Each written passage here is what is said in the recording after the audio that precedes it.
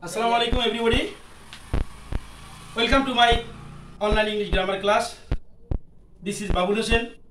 Before you, lecturer in English Fulbright Degree College, Fulbright Kurigram.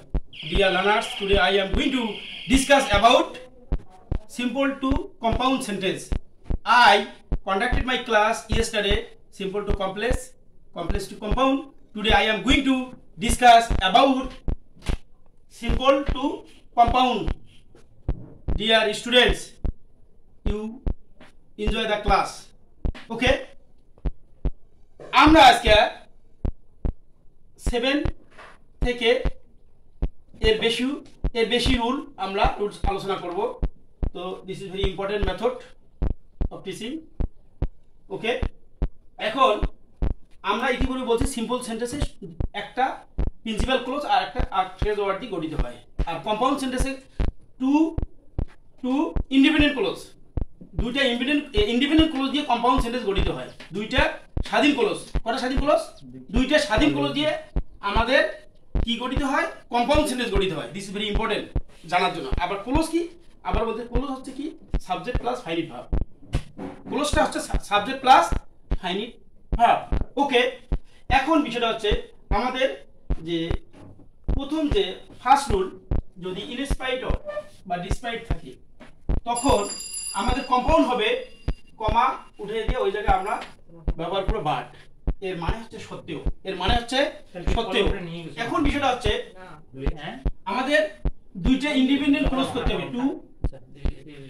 Two আইসি অর্থাৎ দুইটা independent close করতে হবে, সেটা হচ্ছে কম্পাউন্ড সেন্টেন্সে। তাহলে এখানে শিক্ষার্থীরা দেখো, এখানে একটা ক্লোজ আছে, এখানে ক্লোজ আছে, এখানে ক্লোজ নাই। এখানে সাবজেক্ট ভার্ব ব্যবহার করতে হবে, একটা কনজাংশন ভার্ব ব্যবহার করতে হবে। তাহলে ডিসপাইট অফ আর ডিসপাইট থাকলে আমাদের কি করতে হবে? ভার্ব নিতে হবে। তাহলে এখানে আমাদের সাবজেক্টে হি আছে। এখানে আরেকটা জিনিস মনে রাখতে হবে, যদি কোনো ভার্ব না থাকে আমাদেরকে টেন্স অনুযায়ী, এখানে পাস্ট টেন্স হয় ওয়াজ এর ব্যবহার করব, পার্সন অনুযায়ী হ্যাভ হ্যাজ, এখানে হ্যাভিং থাকলে হ্যাভ হ্যাজ বা হ্যাড ব্যবহার করতে হবে, হ্যাভিং থাকলে হ্যাভ হ্যাজ ব্যবহার করতে হবে। আর কোনো যদি ভার্ব না থাকে ওয়াজ, এম ইজ আর ওয়াজ এর ব্যবহার করতে হবে। মানে টোটাল দেওয়া আছে, পরে কেটে লাস্টে হিসাব করে দেব, যদি মেলে তারপরে হি ইজ। এইখানে সাধারণত মনে রাখতে হবে লিঙ্কিং ভার্বের পরে সাধারণত একটা অ্যাডজেক্টিভ বসে। He is poor, he is poor. তারপরে আমাদের কনজাংশন ব্যবহার করতে হবে বাট হি ইজ অনেস্ট।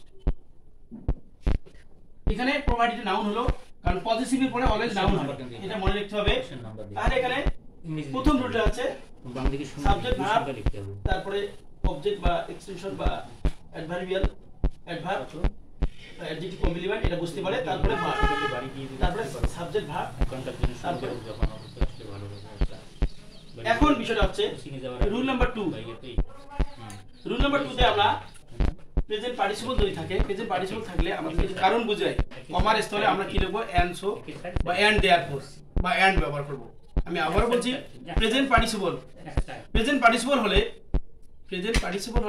যদি প্রেজেন্ট পার্টিসিপল মানে কি? ভার্বের সহিত আইএনজি। প্রেজেন্ট পার্টিসিপল হচ্ছে ভার্ব প্লাস আইএনজি। যদি প্রেজেন্ট পার্টিসিপল হয় তাহলে আমাদের কি করতে হবে? প্রেজেন্ট পার্টিসিপলের প্রথম অংশটা ক্লোজ তৈরি করতে হবে। ক্লোজ, আমি আবার বলি, clause means subject plus finite verb. Clause means কি? Subject plus finite verb plus extension থাকতে পারে। তো এখন কম্পাউন্ড মানেই হচ্ছে টু ইন্ডিপেন্ডেন্ট ক্লোজ। কম্পাউন্ড মানে হচ্ছে two independent clause. We must remember it. Okay, that is why we can use two clauses in this moment. তো এখন এখানে ক্লোজ তৈরি করতে হবে। Clause in the door, I went back to work. তাহলে প্রথম ক্লোজটা আছে I close the door and I went back to work. এটা বসলি আবার না। ওকে, এখন বিষয়টা হলো আমি দরজাটি বন্ধ করলাম এবং যে আবার কাজে ফিরে গেলাম। এভাবে যদি আমি বলি যে running fast Adil got the first prize. Running fast, Adil got the first prize. এখানে কম্পাউন্ড হবে Adil ran fast and so he got the first prize. Okay, dear learners, dear students, look at the board. Okay, এখন দেখো এখানে যদি being থাকে, being থাকলে আমরা being এর পরিবর্তে যদি পরের অংশ পাস্টেজ হয় তাহলে ওয়াজ বয়ার ব্যবহার করব পার্সন অনুযায়ী, আর প্রেজেন্ট হলে এম ইজ এর ব্যবহার করব। কারণ বিং থাকলে বিংটা উঠিয়ে দিয়ে কমার স্থানে আমরা কি দেব, এন্ড অথবা এন্ডসও ব্যবহার করব বা এন্ড দেওয়ার পর। তো এখন আমরা কি করব, প্রথম the sea water being very salty, comma they could not drink it, অর্থাৎ সমুদ্রের পানিগুলো খুবই লবণাক্ত ছিল, তারা পান করতে পারলো না। এটা সেন্টেন্স হলো। এখানে আমাদের কমা আছে, কমার জায়গায় আমরা এন্ড বসাবো, এন্ড বা এন্ডস ব্যবহার করব বা এন্ড দেয়ার ফোর। তো এখানে আমরা প্রথম অংশটা লিখি, the sea water was, being এর পরিবর্তে ওয়াজ দিলাম, ভেরি স্যালটি, তারপরে এখানে কমা উঠিয়ে দিয়ে আমরা এখানে এন্ড ব্যবহার করলাম, কমা তুলে দিয়ে আমরা কি ব্যবহার করলাম, এন্ড, আবার subject they could not drink it, they could not drink it. তো তারপরে আমরা আবার একই ভাবে আমরা আসতে পারবো rule number 4 A, because of being, because of being, because of আর being, due to owing to, যদি due to owing to on account of দ্বারা যদি কোনো সেন্টেন্স শুরু হয় তখন কমা তুলে দিয়ে আমরা এন্ড ব্যবহার করব বা এন্ড সো বা এন্ড দেয়ার পর। Dear students, have you understood my teaching method of English second paper? Okay, you have understood clearly my teaching method.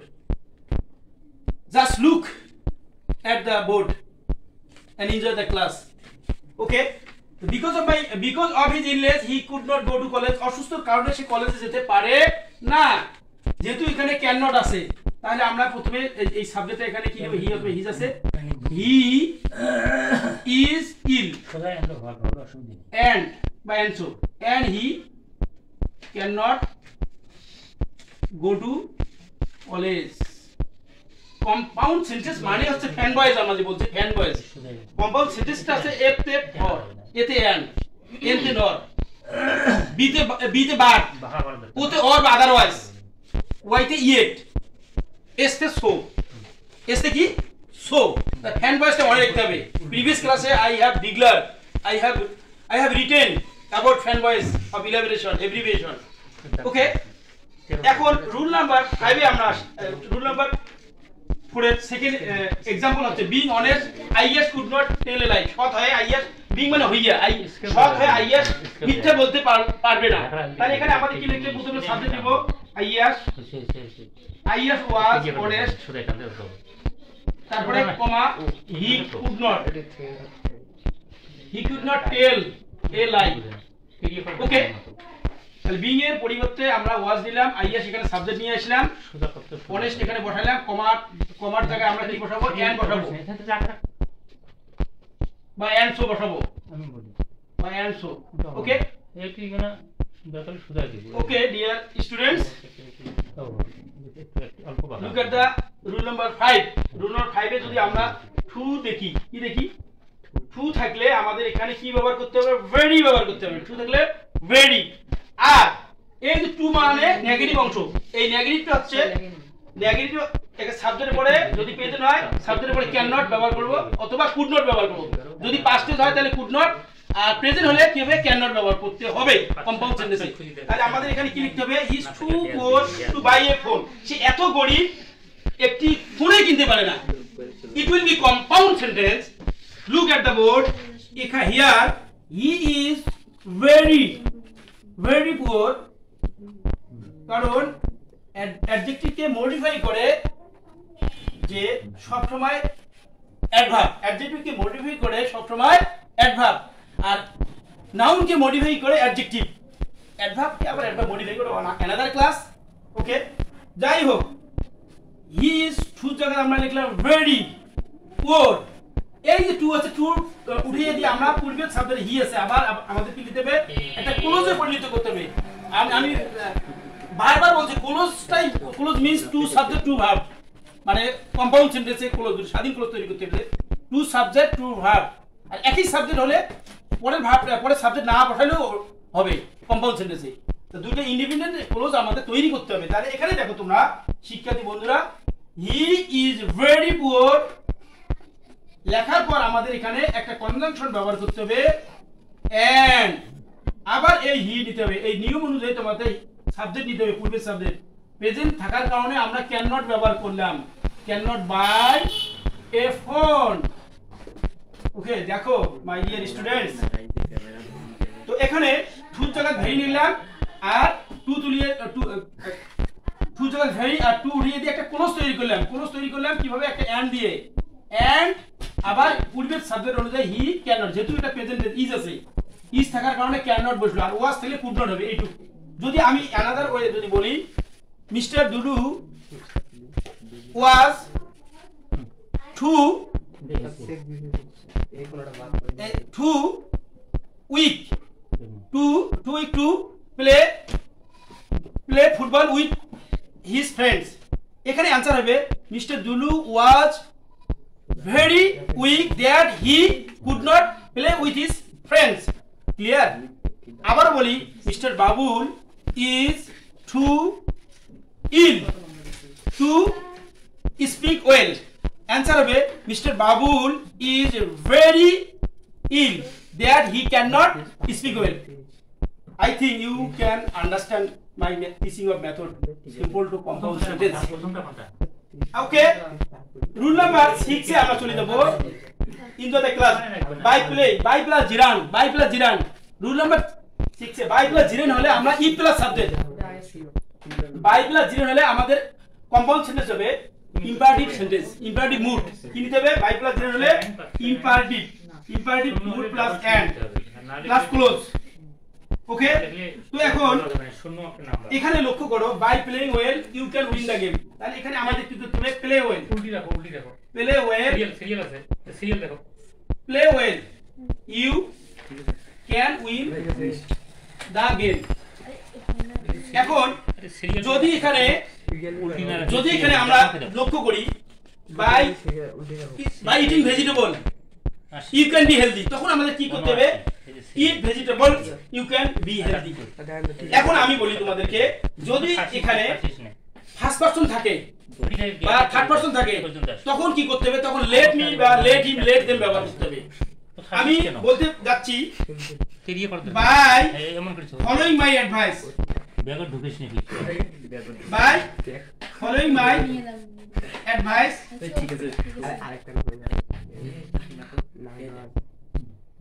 you can feel better, এখানে here this by plus jiran, এখানে আমাদের ওই একই ভাবে if you, যদি you আছে এখানে, if you follow my advice you can feel better। যদি এখানে বলা হয় যে by following advice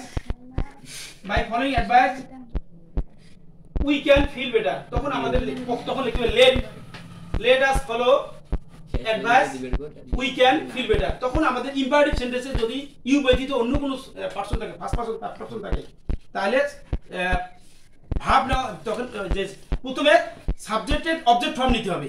subject object form কোনগুলো মনে রাখতে হবে? আই থাকলে মি হবে, লেট মি হবে, হি থাকলে লেট হিম, সি থাকলে লেট হার, দে থাকলে লেট দেম। এভাবে আমাদের তৈরি করতে হবে কম্পাউন্ড সেন্টেন্স।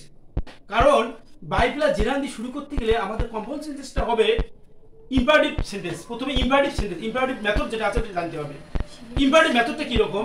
যে ইম্পারেটিভ সেন্টেন্স ঘটনা ডোন্ট দিয়ে, লেট দিয়ে শুরু হয়, লেটার দিয়ে শুরু হয়, প্লিজ দিয়ে শুরু হয়, কাইন্ড দিয়ে শুরু হয়, এভাবে প্লিজ বা কাইন্ডলি দিয়ে শুরু হয়। যাই হোক, আমরা এখন যে রুল নাম্বার 7 এ চলে যাচ্ছি। রুল নাম্বার 7 হচ্ছে যদি উইদাউট প্লাস জিরান হয়, কি হয়?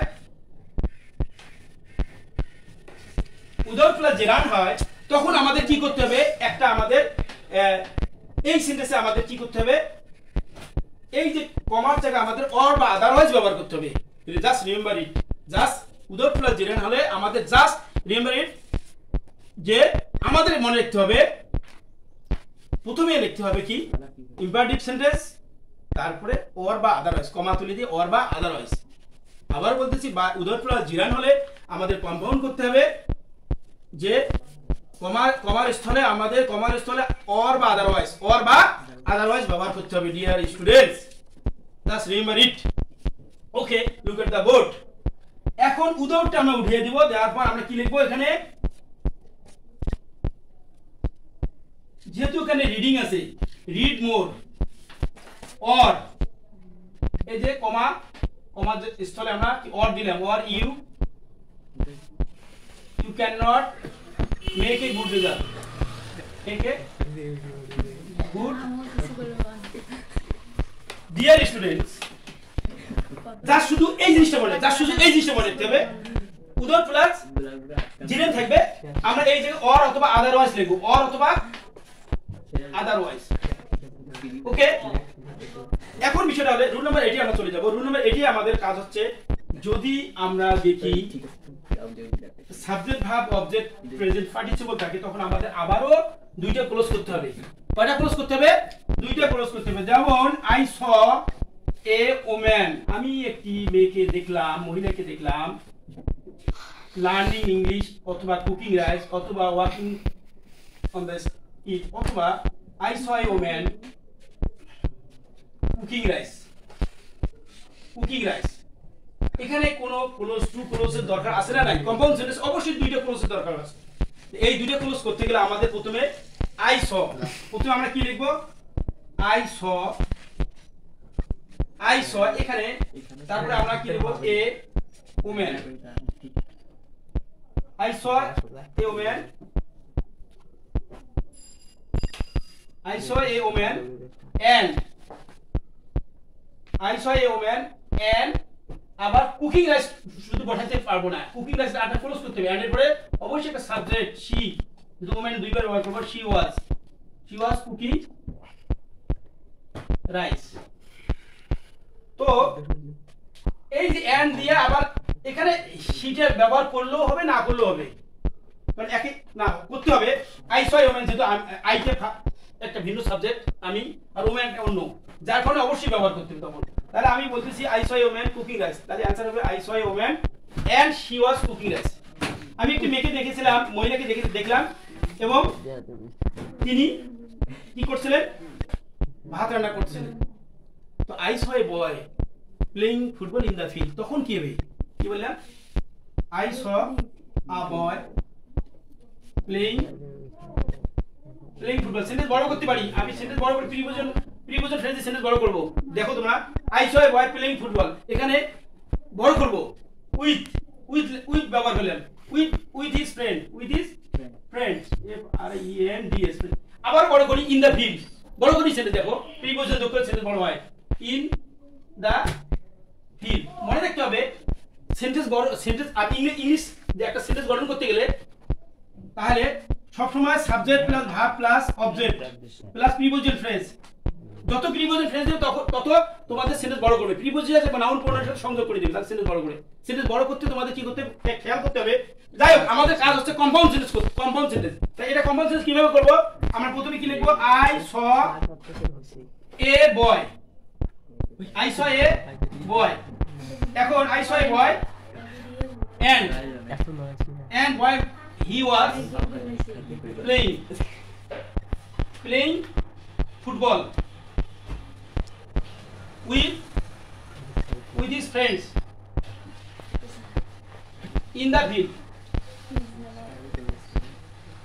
Dear students, I have already finished my online class of English second paper for SSC, HSC and 6 to 10, 6 to 9, because simple to compound এই কাজগুলো, এই ক্লাসগুলো simple to complex, simple to compound বা changing sentence, এটা শুধু public পরীক্ষা নয়, বিভিন্ন জবে তোমাদের উপকৃত হবে, তোমরা উপকার পাবে। যে কারণে ক্লাসগুলো এখানে সুন্দর করে পড়ো, তোমরা লাভবান হবে।